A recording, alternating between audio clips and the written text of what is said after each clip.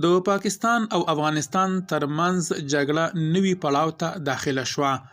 د پاکستانی پوځ مشر جنرال عاصم منیر اوسنۍ افغان واکمنۍ ته وروستی اخطار ورکړ: یا د وسلوالو ملاتړ پرېږدئ او یا له بدو پایلو سره مخ شئ.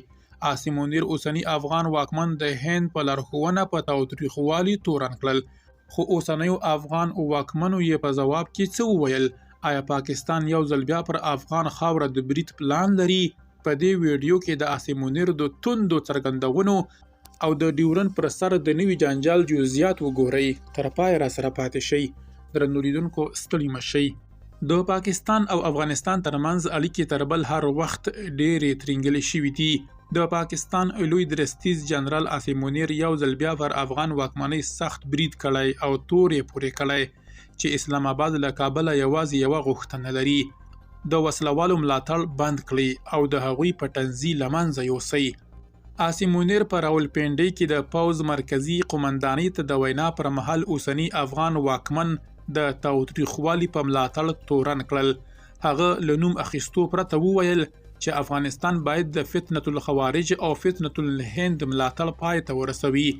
د پاکستان پوځ دا اصطلاحات د پاکستانیو وسلوالو او بلوچ ازادي غوښتونکو لپاره کاروي چې د دوی په وینا د هند په لارښوونه له افغان خاورې فعالیت کوي. لوی درستیز یوازې پر افغان واکمنۍ بسنه ونه کړه، بلکې هند ته یې هم اخطار ورکړ. هغه وویل که نوی ډیلی د کوم برید هڅه وکړي نو د جګړې پایلې به خورا خطرناکې وي. منیر ادعا وکړه چې راتلونکې جګړې به په څو اړخیزو عملیاتو مشتملې وي او ادعا یې وکړه چې له افغانستان پاکستان ته د تاوتریخوالي لړۍ لا هم دوام لري. خو بل لور ته اوسنۍ افغان واکمنۍ دا تورونه په کلکه ردوي. دوی وایي چې د پاکستان پوځ د خپلو امنیتي ناکامیو پړه پر دوی اچوي.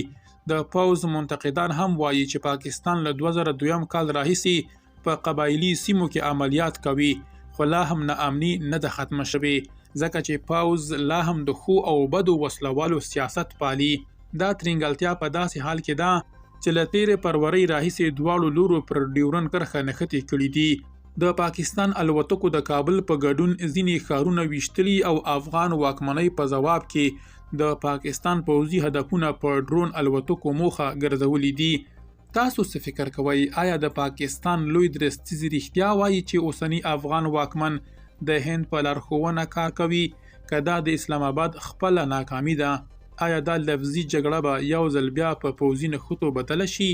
خپل نظر په کامنټ کې ولیکئ. د سیمې د حالاتو د دقیق پوښښ لپاره زموږ پاڼه فالو او چینل سبسکرایب کړئ. درنو لیدونکو، له ملتیا مو مننه.